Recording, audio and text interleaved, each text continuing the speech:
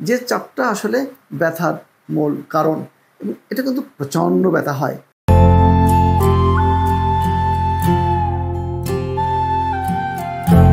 কোমরের যে এই হাড়গুলো আছে, দুটি শক্ত হাড়ের মাঝখানে একটি নরম হাড় থাকে। এই নরম হাড়টা বিভিন্ন কারণে বের হয়ে যেতে পারে, যেটাকে আমরা বলতেছি প্রলাপস। এই যে দেখুন এখানে লাল দাগটা, এখানে প্রলাপস দেখানো হয়েছে। এটা বের হয়ে গেলে কি হয়,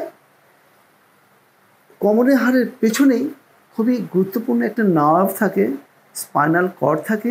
এই স্পাইনাল কর্ড থেকে সবচেয়ে গুরুত্বপূর্ণ নার্ভ, স্পাইনাল নার্ভগুলো বের হয়, যেটা এই যে হলুদ আকারে দেখানো হয়েছে। এই নরম হাড়টা বের হয়ে গেলে এই হলুদ এই নার্ভের উপরে এক ধরনের চাপ সৃষ্টি করে, যে চাপটা আসলে ব্যথার মূল কারণ, এবং এটা কিন্তু প্রচণ্ড ব্যথা হয়। কীরকম ব্যথা হয়? এই ব্যথাটা কোমর থেকে শুরু হয়, নামতে নামতে একদম পায়ের পাতা পর্যন্ত যেতে পারে।